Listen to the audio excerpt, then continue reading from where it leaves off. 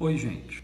Algumas pessoas têm dito, então até de zombaria mesmo, querendo rebaixar o modelo calvinista, o modelo que vê Deus como soberano sobre todas as coisas, que é aquilo que é uma doutrina que nós ensinamos enfaticamente. Algumas pessoas têm dito de forma irresponsável, líderes até evangélicos, dizendo que os calvinistas, para eles serem coerentes, eles não deveriam tomar medida nenhuma, não deveriam tomar nenhum cuidado em relação a essa pandemia que está assolando o mundo aí, a epidemia do coronavírus. Dizendo o seguinte: se vocês creem que Deus tem tudo determinado, se vocês acreditam que Ele planejou tudo, então não adianta nada vocês se guardarem dessa doença, porque se Ele já determinou que vocês vão ficar doentes ou que alguém vai ficar doente, não adianta a pessoa se proteger. Então esse tipo de argumento é um argumento infantil, um argumento bobo, um argumento antibíblico. Nenhum calvinista jamais ensinou nada disso. E esse argumento é irresponsável porque nós não sabemos, quando alguém fala assim, nós não sabemos do impacto que isso pode ter sobre a vida de alguém. Alguém menos avisado, menos preparado pode pensar, essa pessoa tem razão, e levar a sério uma crítica como essa, uma palavra como essa, e não tomar os devidos cuidados e sofrer consequências terríveis por causa disso. O que, na realidade, o cristianismo ensina, não somente o calvinismo. O calvinismo é uma expressão, a meu ver, a melhor expressão do entendimento bíblico. Mas o que o cristianismo, na verdade, o que a Bíblia, de fato, ela ensina acerca disso? Eu vou apontar aqui para vocês um versículo apenas, no Salmo 127. Veja o que esse salmo diz. É um cântico de romagem, é um cântico de peregrinação. Algumas bíblias dizem que é um cântico cântico dos degraus, porque a palavra significa um cântico de subida, daí a ideia de alguém subindo para Jerusalém. Por isso é um cântico de romagem, faz parte de um grupo de salmos da Bíblia que tem esse nome. É um salmo de Salomão. Veja o que diz o Salmo 127, esse salmo, no versículo 1, diz assim: se o Senhor não edificar a casa, em vão trabalham os que a edificam. Se o Senhor não guardar a cidade, em vão vigia a sentinela. Ou seja, o que nós como crentes, como cristãos, como calvinistas ou não, o que nós entendemos acerca disso? Nós entendemos que, de fato, os planos de Deus estão acima dos nossos cuidados. Nós cremos nisso. Nós cremos que se o Senhor não cuidar de nós, realmente não vai adiantar nada eu me proteger. Esse texto aqui não foi um teólogo de Genebra do século XVI que escreveu. Esse texto aqui é um texto bíblico e fala realmente isso. Ele diz que se o Senhor não guardar a cidade, o trabalho da sentinela será inútil. Se o plano de Deus, se o propósito de Deus, se Deus, na administração dos seus atos, decidir que ele não vai guardar a cidade será invadida, havendo ali uma sentinela atenta ou não. Esse salmo mostra isso claramente.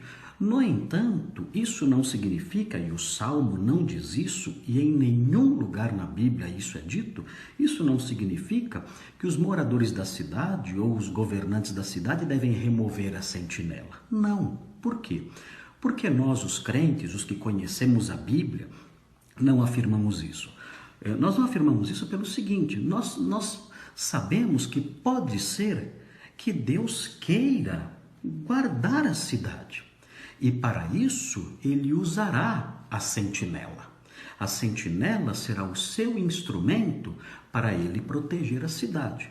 Como nós não sabemos se os seus planos misteriosos, seus planos não estão aí ao nosso alcance, a sua mente não está aí ao nosso alcance para nós podermos vasculhá-la e conhecê-la nos seus detalhes, os seus planos futuros para nós não sabemos se ele vai usar a sentinela ou se ele vai desprezar a existência da sentinela. Nós não sabemos disso. Então o que nós fazemos? Nós colocamos a sentinela.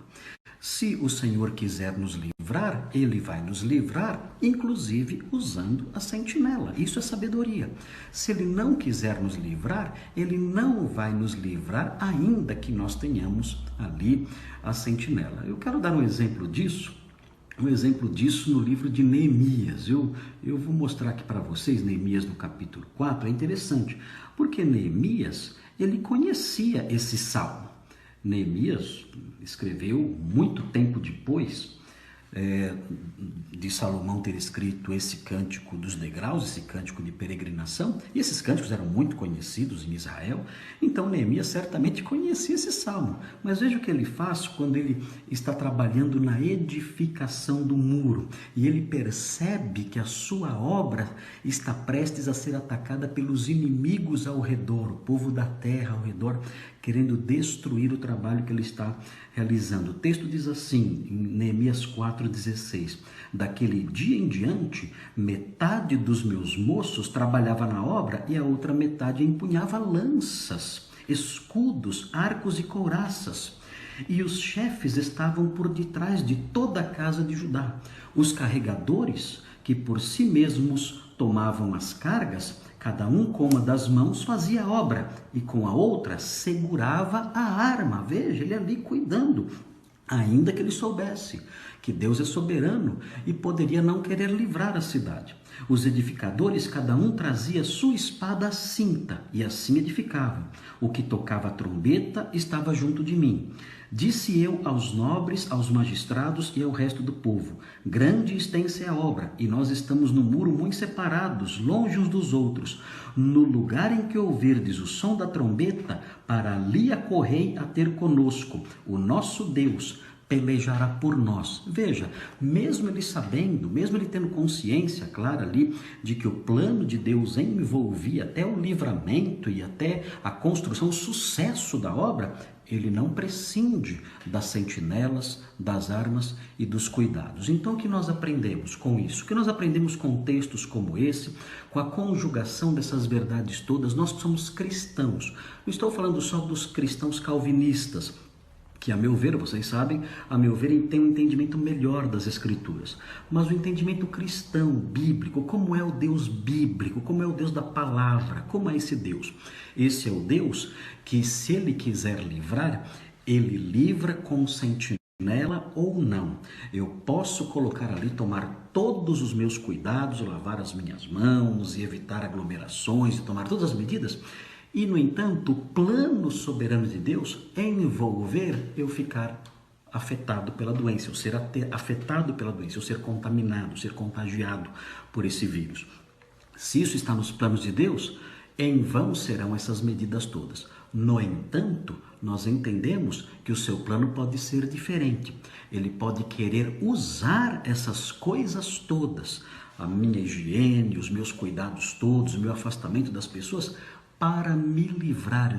O seu plano pode envolver me dar consciência disso tudo para que eu tome as medidas certas e me proteja e assim me livrar através dessas coisas. Como nós não sabemos qual é o plano que ele tem para nós, é bom agir com prudência. Esse é o ensino bíblico, é assim que a Bíblia mostra que devemos agir em situações como essa. Então não leve a sério esses teólogos irresponsáveis que fazem essas piadinhas tolas com coisas sérias.